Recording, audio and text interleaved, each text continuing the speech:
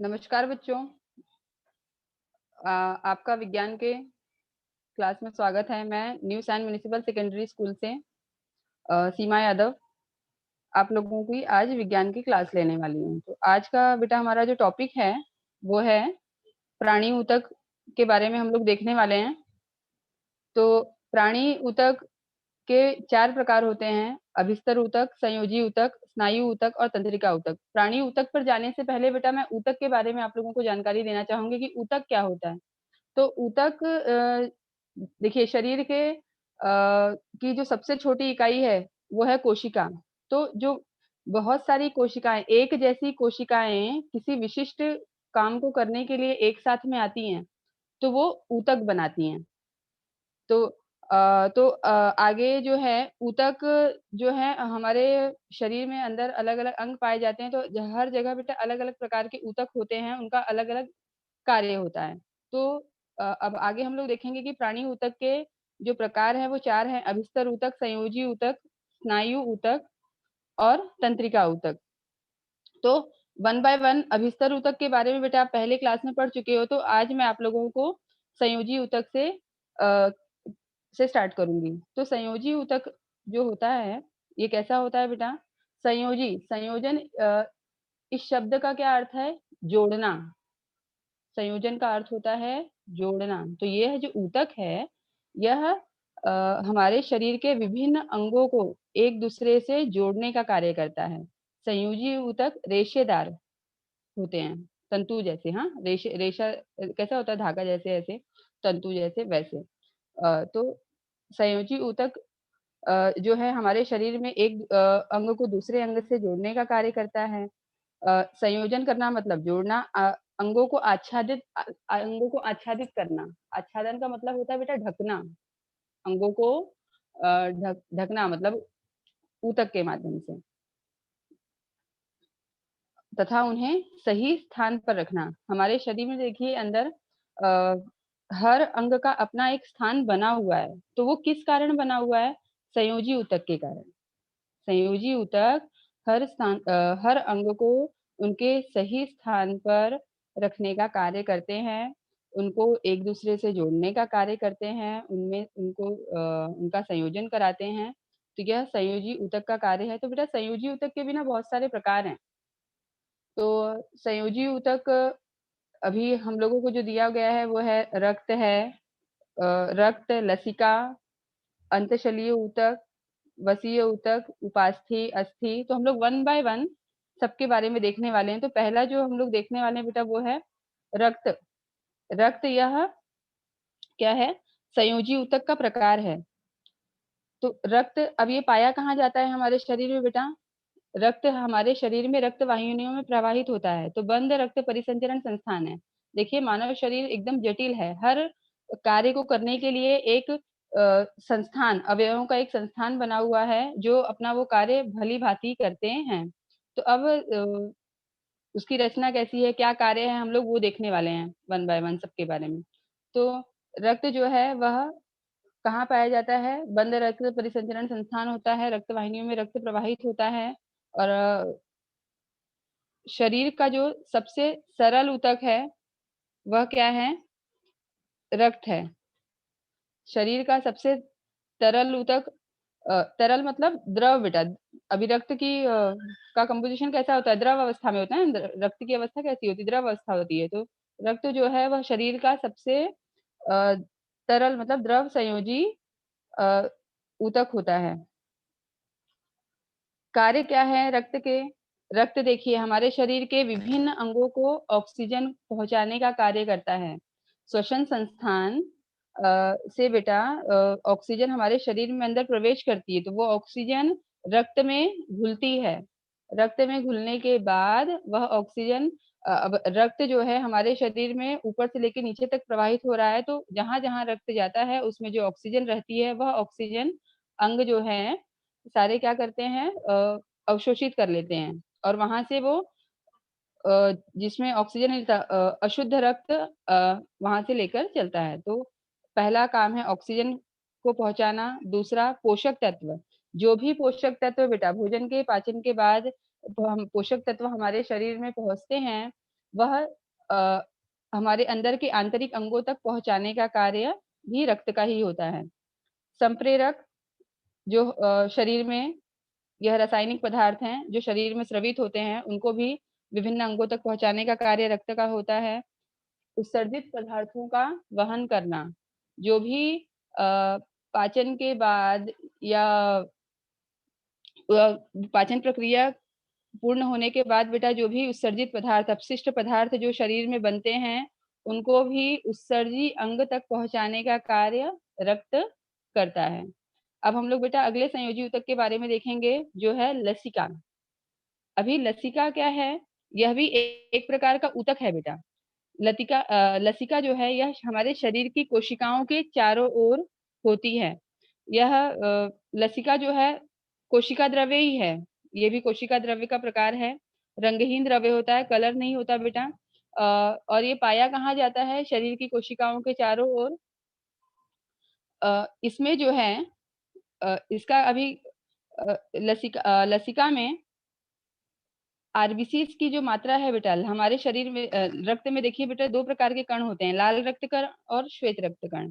तो लसिका में लाल रक्त कण की मात्रा कम होती है और श्वेत रक्त कण की मात्रा अधिक होती है। श्वेत रक्त कण अधिक मात्रा में पाए जाते हैं, जिसके कारण लसिका को हमारे शरीर को रोगों के संक्रमण से सुरक्षा करती है। लसिका हमारे शरीर की रोगों से सुरक्षा करने का कार्य करती है। तो ये लसिका किस कारण से करती है? क्योंकि लसिका में श्वेत रक्त कण की मात्रा अधिक पाई जाती है और लसिका में जो है बेटा वह अ, हमारे रक्त में देखिए कहीं लग जाता है, कट जाता है तो खून बहने लगता है ना, रक्त बहने लगता है। तो क्या वो रक्त लगातार बहते ही रहता है? नहीं, कुछ समय 1-2 मिनट के बाद वो अपने आप हम उसके ऊपर दबाव रखते हैं, दाब रखते हैं, पट्टी से दबाते हैं तो वो बंद हो जाता है।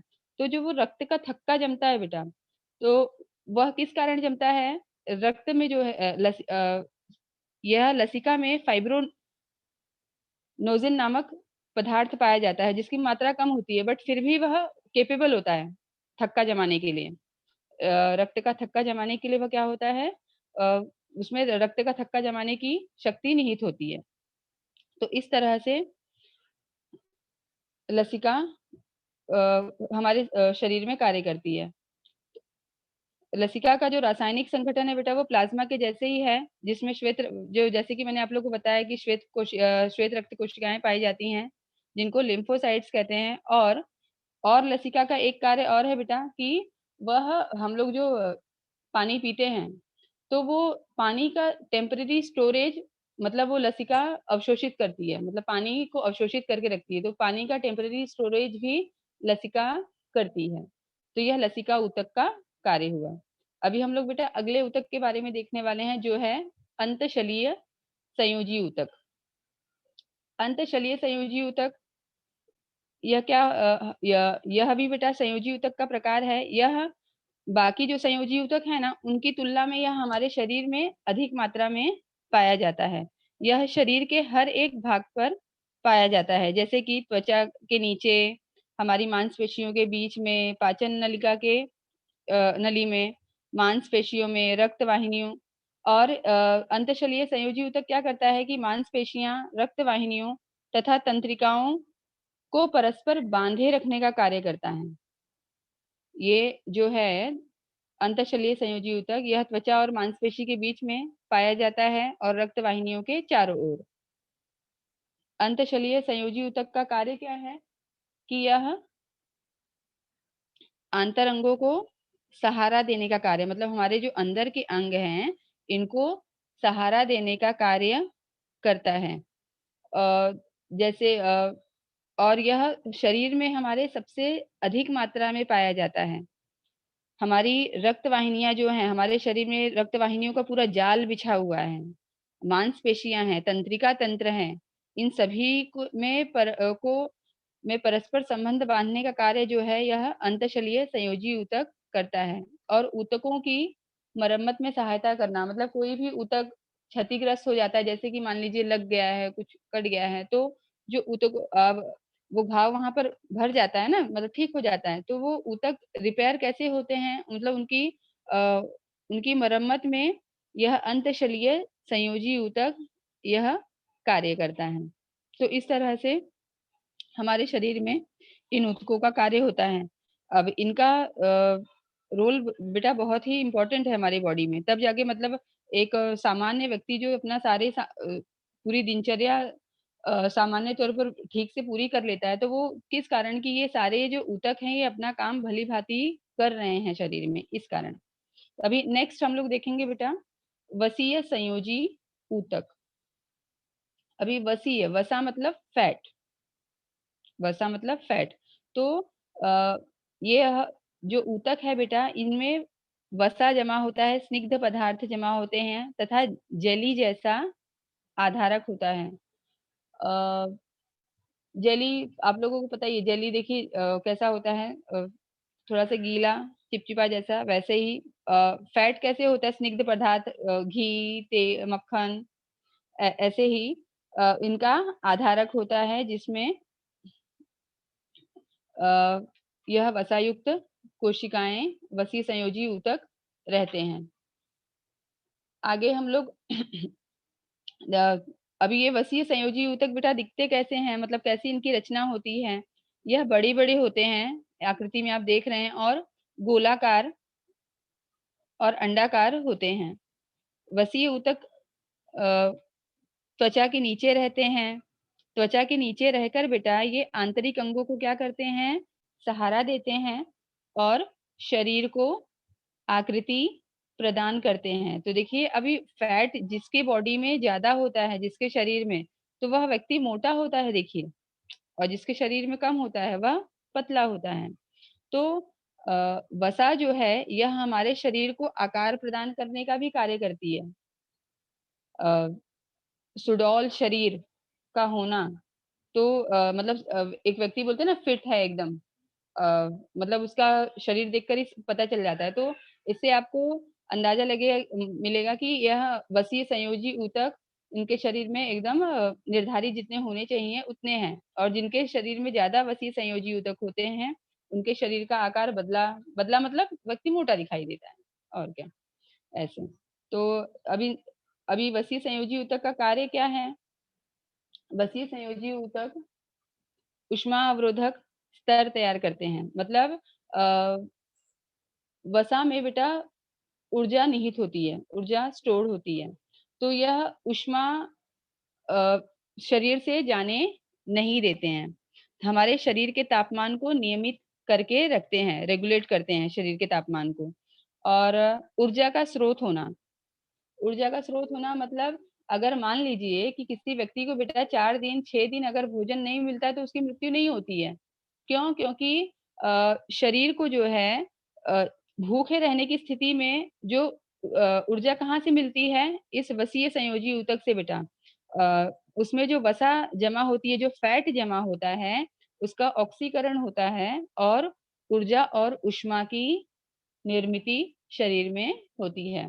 तो इस तरह से वसीय संयोजी ऊतक जो है एक प्रकार से हमारे शरीर में ऊर्जा का स्रोत है। मान लीजिए कि अगर हो जाता है ना कभी कुछ कि हाँ, भोजन ना मिले या कुछ हो जाए कि आदमी व्यक्ति खा नहीं रहा है, तो बट फिर भी वो रहता है ना। अ, तो किस कारण रहता है? ये इस ऊतक के कारण कि उसके अंदर ऑलरेडी वसा जो है वह ऊर्जा के स्रोत के रूप में संचित होती है। अगला है स्निग्ध पदार्थ जमा करना।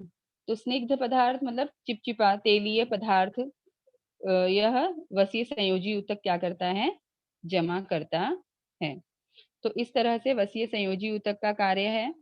अब अगला ऊतक जो है बेटा, वो हम लोग देखेंगे, वो है उपास्थि।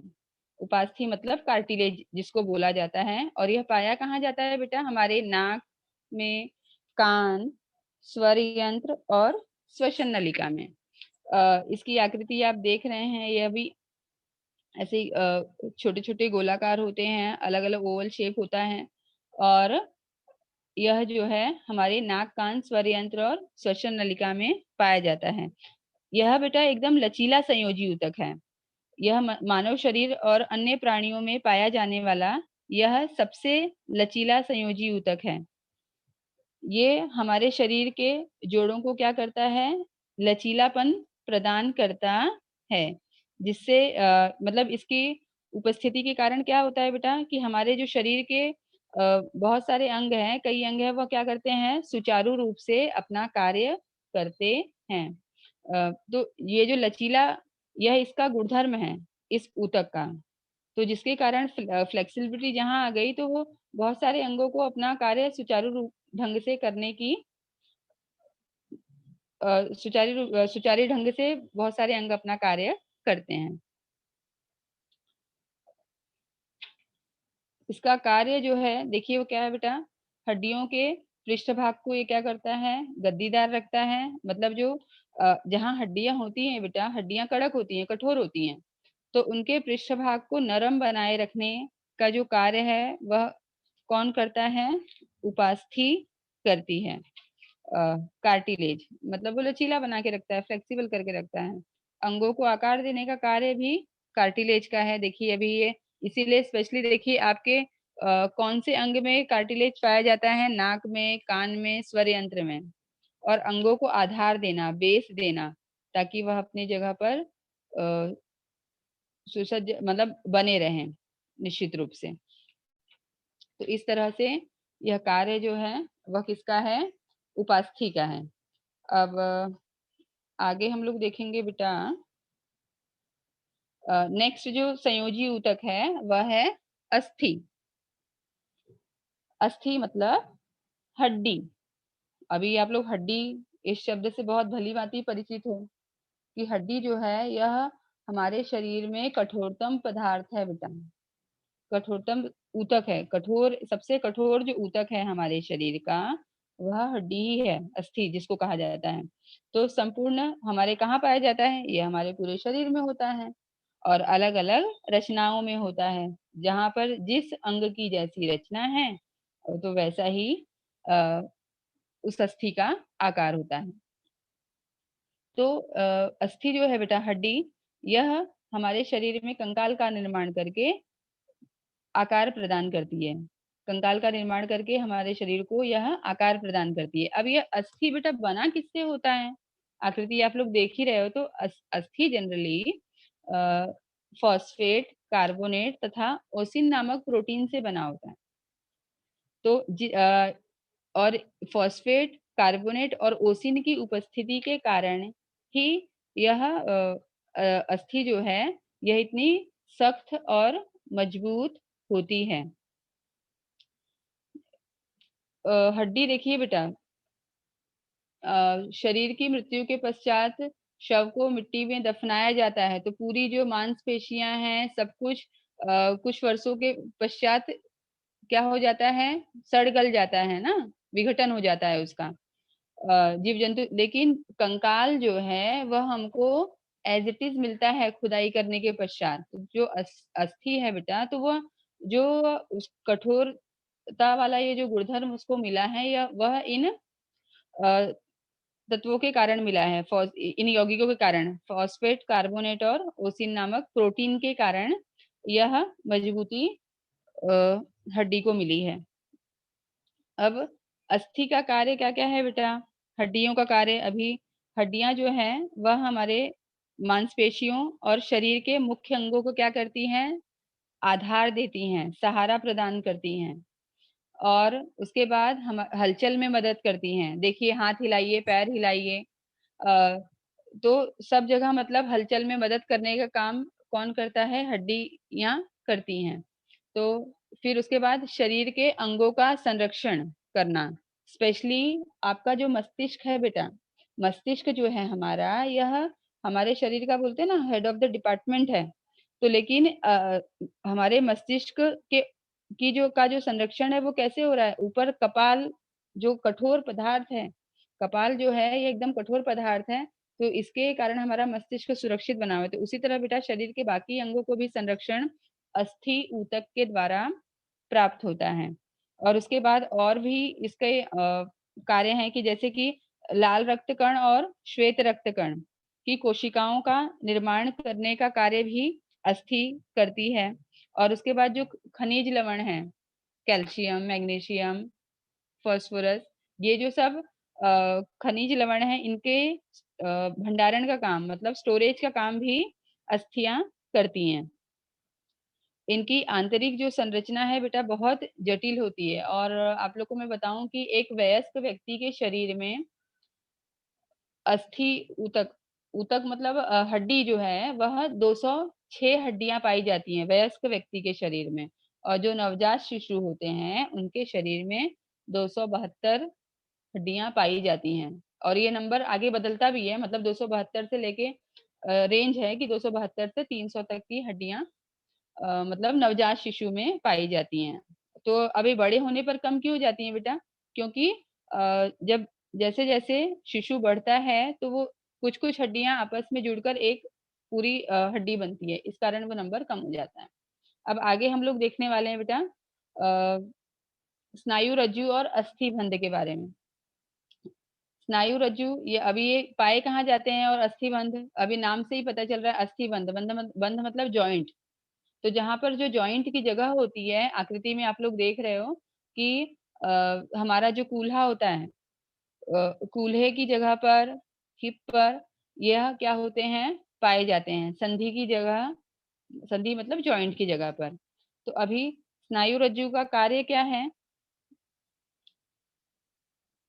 स्नायु रज्जु का कार्य होता है स्नायु को हड्डियों से जोड़ना। जो स्नायु हैं, उनको हड्डियों से जोड़ने का काम, मांसपेशियों को हड्डियों से जोड़ने का काम जो है, वह स्नायु रज्जु करते हैं। और अस्थिबंध अभी हड्डियों के साथ बेटा मांसपेशियाँ भी जुड़ी होती हैं ना, लगी होती हैं, तो वो कार्य कौन करता है? स्नायु रज्जु तक। और उसके बाद है अस्थिबंध का क्या कार्य है? बंध मतलब बाँधना। तो 2 हड्डियों को बाँधने का कार्य जो है, 2 हड्डियों को जॉइंट करने का काम जो है वह अस्थिबंध करते हैं। तो इस तरह से बेटा हम लोगों ने संयोजी ऊतक के बारे में देखा कि संयोजी ऊतक कौन-कौन से हैं? रक्त, लसिका, अंतशलीय संयोजी ऊतक, वसीय ऊतक, उपास्थि, अस्थि और स्नायु रज्जु। अब हम लोग अगले प्राणी ऊतक अच्छा यहाँ पर एक क्वेश्चन है देख लीजिए आप लोग कि मोटे व्यक्ति की अपेक्षा पतले व्यक्ति को ठंड अधिक क्यों लगती है? तो बेटा मोटे व्यक्ति के शरीर में अधिक मात्रा में वसीय संयोजी ऊतक होते हैं। जैसे कि मैंने पहले आप लोग को बताया कि वसीय ऊतक जो है वह ऊष्मा अवरोधक होते हैं। मतलब वो ऊष्मा का लॉस नहीं होने देते हैं। तो तो यह जो ऊतक है यह शरीर में ऊष्मा अवरोधक स्तर तैयार करता है। तो जो मोटे व्यक्ति होते हैं, मोटे व्यक्ति की अपेक्षा पतले व्यक्ति में कम मात्रा में वसीय ऊतक होते हैं। तो जिसके कारण पतले व्यक्ति में बेटा पतला वसीय संयोजी ऊतक स्तर जो होता है वो क्या होता है? पतला होता है। तो इस कारण पतले व्यक्ति में अत्यधिक मात्रा में शरीर में ऊष्मा अवरोधन नहीं हो पाता है। इसलिए पतले व्यक्ति को मोटे व्यक्ति की अपेक्षा क्या होता है? ठंड अधिक लगती है। अगला एक प्रश्न है बेटा कि हड्डियों को क्यों नहीं मोड़ा जा सकता बेटा? तो हड्डियाँ जो हैं यह कैसी होती हैं? घन रूपी आधारक से बनी होती हैं और यह कठोर होती हैं। अ, इस कठोर आधारक में क्या होता है? ऑस्टियोसाइट्स नामक हड्डी कोशिका क्या होती है? स्थापित की गई होती है। तो जिस कारण क्या होता है कि हड्डी का विन्यास जो है यह बहुत कठोर और मजबूत होता है। इसलिए हड्डियों को मोड़ा नहीं जा सकता। जहाँ पर जॉइंट होगा बेटा, वहीं पर हड्डियाँ क्या होंगी? मुड़ पाएँगी, अन्यथा नहीं। क्यों? क्योंकि जो ऑस्टियोसाइट्स नामक हड्डी कोशिका है, यह बहुत ही कठोर होती है, कठोर आधारक में स्थापित की गई होती है और हड्डी का जो यह जो हड्डी है, यह बहुत ही कठोर और मजबूत होती है। इसलिए हड्डियों को मोड़ा नहीं जा सकता। हड्डियाँ जो हैं वह कैल्शियम फॉस्फेट की बनी होती हैं। अब आगे हम लोग देखने वाले हैं बेटा अगले प्राणी ऊतक के बारे में जो है मांसपेशी ऊतक और यहाँ पे ये स्नायु ऊतक। अगला जो है प्रकार वह है स्नायु ऊतक का। तो पहले मांसपेशीय क्या होते हैं पहले हम लोग वो देख लेते हैं कि मांसपेशीय ऊतक जो है बेटा वो कैसे बने होती हैं? मांसपेशीय तंतु की लंबी कोशिकाओं से मांसपेशीय ऊतक बने होते हैं। मांसपेशीय तंतु की कोशिकाओं में अभी देखिए आप हाथ ऊपर नीचे मतलब फोल्ड करते हैं बेटा हाथ, तो आपके जो ऊपर वाला हिस्सा होता है जो कंधे के नीचे वाला, तो देखिए एक आपको फूला हुआ जब आप मोड़ते हो तो आपको वो मोटा लगता है ना, फूला हुआ लगता है, और जब आप अपना हाथ फैलाते हो तो वापस से क्या हो जाता है, मतलब अपनी पूर्व स्थिति में आ जाता है। तो वो ये जो मांस तो वो मोटा और ऐसे बाद में अपनी वापस से स्थिति में आता है, तो पतला वो क्यों लगता है बेटा? क्योंकि मांसपेशियाँ जो हैं वो संकुचित और प्रसरित हो रही हैं। तो मांसपेशियों को ये जो संकुचन और प्रसरण का जो गुणधर्म है, यह क्यों प्राप्त है बेटा? एक विशेष प्रकार का संकोची प्रथिन जो है वह मांसपेशीय तंतुओं में पाया जाता है, जिसके कारण मांसपेशियों में यह गतिविधि होती है। जो देखिए वो बॉडी बिल्डर लोग होते हैं, उन लोग में वो बाइसेप्स और ट्राइसेप्स देखिए वो बहुत अच्छी तरह से मतलब दिखाई देता है। तो मतलब उनके हाथों में जो है वह मांसपेशियों की जो हलचल है बहुत भली-भाँति दिखाई देती है और अलग-अलग प्रकार के वो शेप दिखाते हैं ना अपने शरीर के, जब बॉडी बिल्डिंग करते हैं। तो वो वहाँ पर उनके शरीर को बेटा वो शेप जो है वो कैसे मिल रहा है कि वहाँ पर वह मांसपेशियाँ जो हैं वो हलचल करती हैं, संकुचित होती हैं और प्रसरित होती हैं और वो जैसा चाहते हैं वो वैसा शेप क्या है प्रदान करते हैं। तो इस संकोची प्रथिन के कारण मांसपेशियों में क्या होती है गतिविधि होती है। अब आगे हम लोग देखेंगे स्नायु ऊतक के बारे में। तो स्नायु ऊतक अ, जो है बेटा वह कितने प्रकार का होता है? 3 प्रकार का पट्टिकी स्नायु, अपट्टिकी स्नायु और हृदय स्नायु। तो स्नायु ऊतक के बारे में अभी हम लोग देखेंगे। स्नायु ऊतक मतलब ये हमारी मांसपेशियाँ, जो हमारे शरीर को संकुचन और प्रसरण का संकुचन और प्रसरण करती हैं। तो आगे फर्स्ट हम लोग देखेंगे बेटा पट्टिकी स्नायु। तो पट्टिकी स्नायु यह कैसी होती है बेटा? इसकी रचना देखिए आकृति, यह लंबी होती है, बेलनाकार और अशाखीय होती है। अशाखीय मतलब अरेखीय शाखाएँ नहीं होती और बहुकेंद्रकीय मांसपेशी है। एक से अधिक केंद्रक पाए जाते हैं और इन मांसपेशियों पर बेटा गाढ़े और हल्के पट्टे होते हैं, जिसके जो हड्डियों से जुड़े होने के कारण इनको क्या कहा जाता है? कंकाल मांसपेशी भी कहते हैं। और ये जो मांसपेशियाँ हैं, इनकी गतिविधि हमारी इच्छा के अनुसार होती है। जैसे कि अभी आपको पैर हिलाना है, अभी कौन-सी ऐच्छिक गतिविधियाँ ऐच्छिक मतलब बेटा जो अपनी इच्छा के अनुसार हो। ऐच्छिक का अर्थ क्या होता है? जो हमारी इच्छा के अनुसार हो। उदाहरण के तौर पे हाथ और पैर का हिलना, हाथ-पैर का हिलाना, दौड़ना, बोलना, आपको कोई चीज़ पकड़ना है, तो आपको जो चीज़ आपकी इच्छा के अनुसार करना है, तो वह किसके नियंत्रण में होती है? वह ऐच्छिक मांसपेशियों के नियंत्रण में होती है। ऐच्छिक मांसपेशियाँ कहाँ पाई जाती हैं बेटा? आहार नाल जो हो गया वो, जनन मार्ग की आंतरिक भित्ति में पाई जाती हैं। अब हमारे शरीर में लगभग बेटा 639 स्नायु ऊतक पाए जाते हैं, जिसमें से 400 जो होते हैं वह रेखीय होते हैं और सबसे ज़्यादा स्नायु ऊतक कहाँ पाए जाते हैं? हमारी पीठ में। अभी मांसपेशियों का क्या गुणधर्म है कि वह उनके संकुचन और प्रसरण के गुणधर्म के कारण क्या होता है उनकी लंबाई कम हो जाती है और चौड़ाई जो है वह अधिक होती है। और मनुष्य के शरीर में मानव शरीर में बेटा मांसपेशी जो है वह 1 सेकंड में लगभग 10 से 12 बार ही संकुचन और प्रसरण कर सकती है, उससे अधिक नहीं। तो ये हो गया बेटा ऐच्छिक मांसपेशी के बारे में जिसको पट्टिकी स्नायु भी कहते हैं। तो ऐच्छिक मतलब हमारी इच्छा के अनुसार। अभी नेक्स्ट हम लोग देखेंगे अपट्टिकी स्नायु। अपट्टिकी स्नायु क्या है यह? यह भी स्नायु ऊतक का प्रकार है, लेकिन यह पट्टिकी से थोड़ा अलग है। यह क्या है कि यह दोनों किनारों पर क्या होती है, संकरी होती है, छोटी होती है, अशाखीय और एक केंद्रीय। पट्टकी स्नायु बेटा बहुकेंद्रकीय था, उसमें एक से अधिक केंद्रक पाए जाते हैं, और यहाँ पर केवल एक केंद्र होता है। और अशाखीय होता है, यह जो स्नायु है बेटा, यह बहुत ही चिकनी दिखाई देती है, मतलब बहुत ही प्लेन समतल चिकनी होती है, अरेखीय होती है।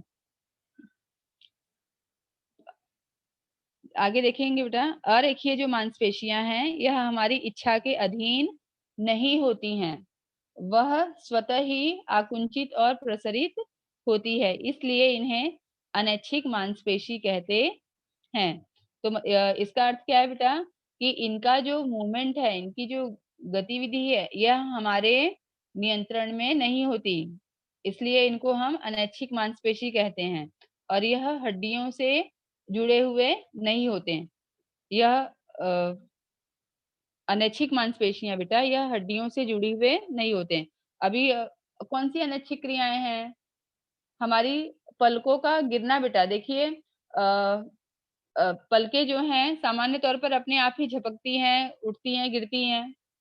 उसके बाद हम भोजन करते हैं बेटा, तो भोजन मुख में रखने के बाद, चबाने के बाद, वह आहार नाल भोजन नलिका से गुजरते हुए अमाशय में जाता है बेटा। अमाशय में भी भोजन का पाचन शुरू हो जाता है। भोजन का पाचन तो वैसे मुख में ही शुरू होता है, फिर उसके बाद अमाशय में जाकर अमाशय की जो दीवार है, वह क्या होती है, संकुचित होती है, प्रसरित होती है, भोजन मथता है। तो वहां पर यह जो क्रियाएं हो रही हैं, यह जो गतिविधि हो रही है, यह क्या है, मतलब हमारे यह नियंत्रण में नहीं है।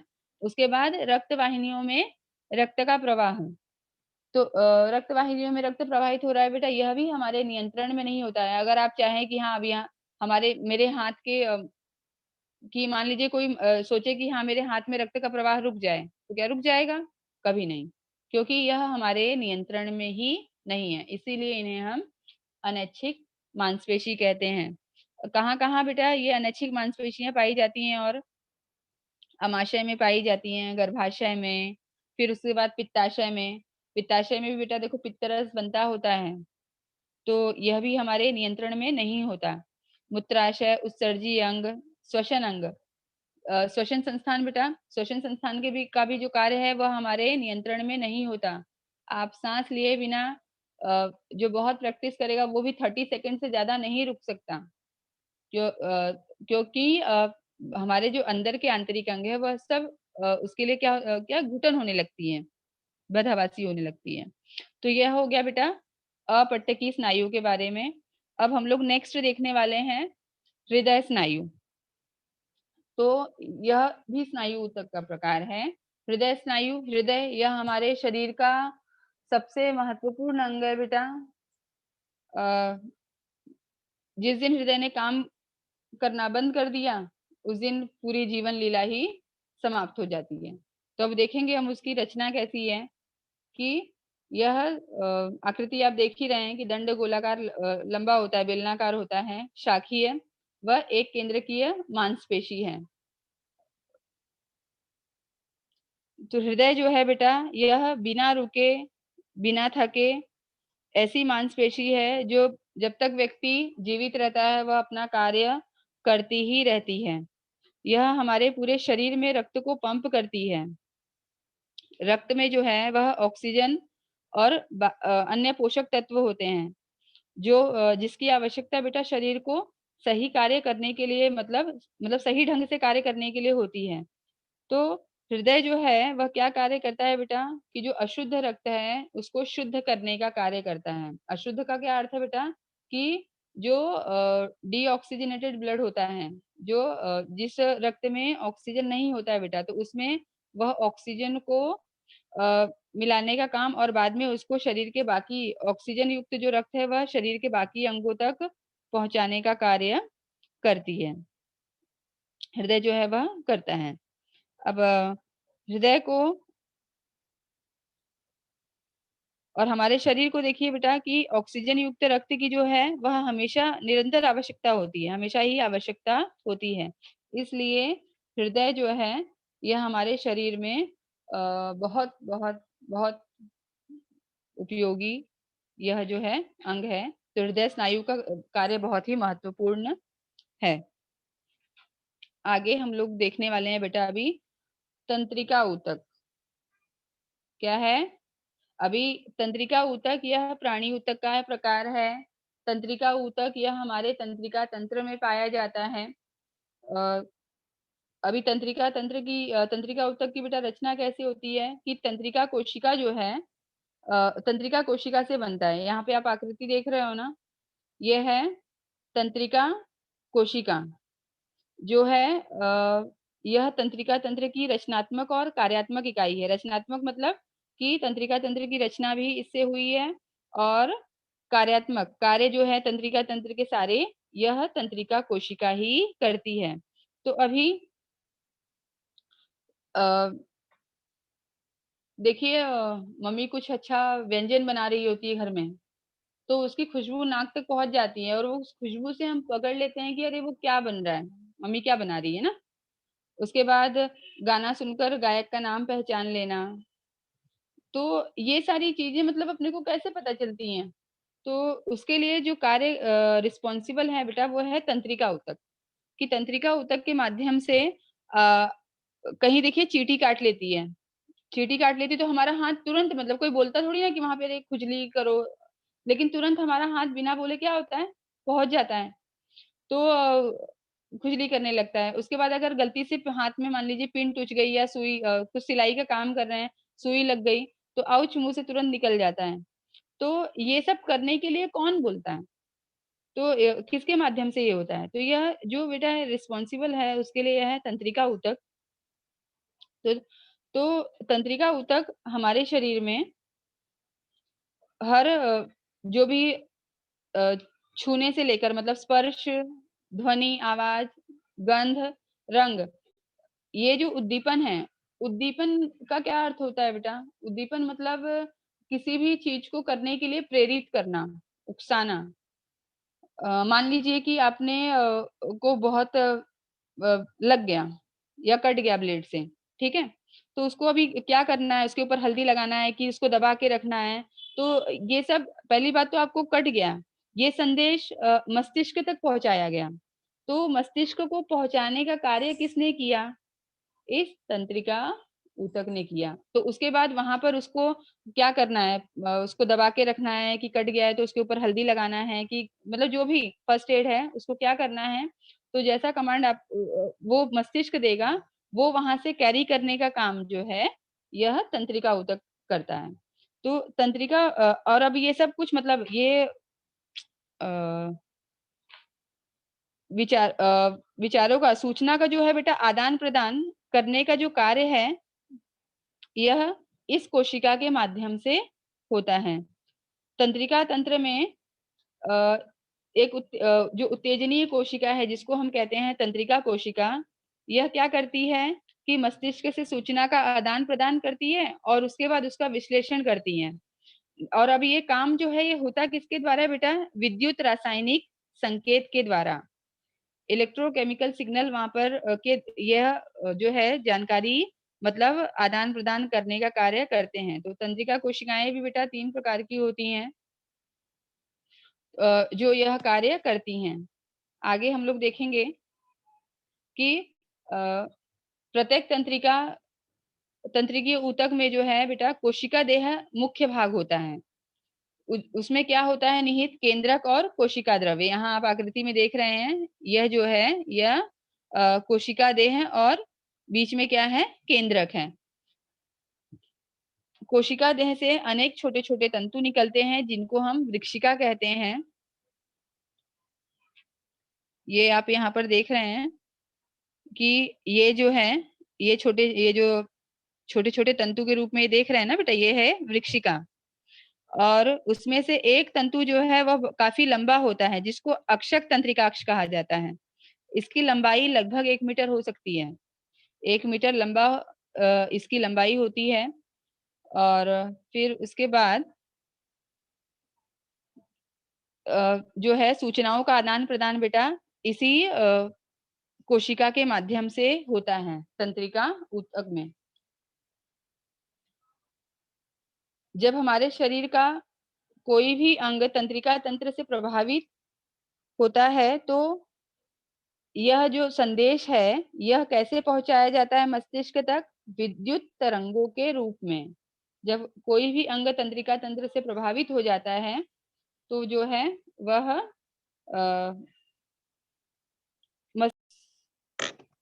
ठीक हो गया सर, मतलब यहाँ ठीक है। तो यहाँ पर हमारा बेटा तंत्रिकीय ऊतक समाप्त हुआ। फिर ये हम लोगों ने आज प्राणी ऊतक के बारे में देखा। प्राणी ऊतक जो है वह 4 प्रकार के होते हैं। अभिस्तर ऊतक,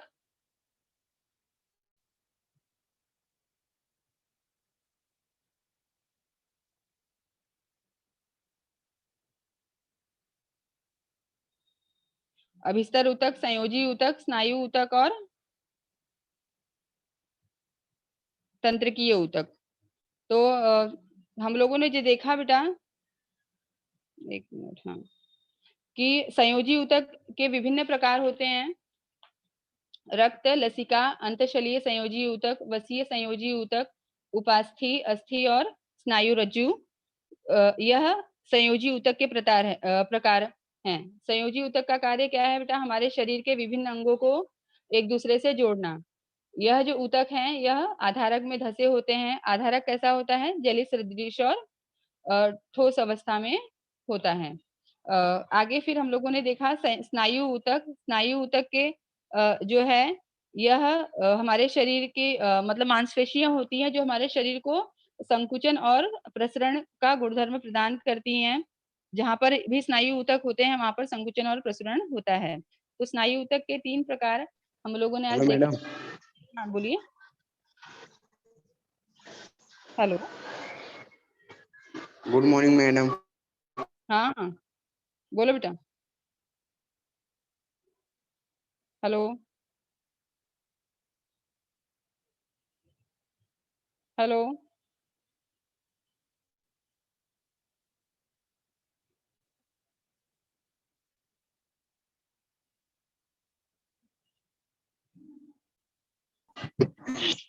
हेलो।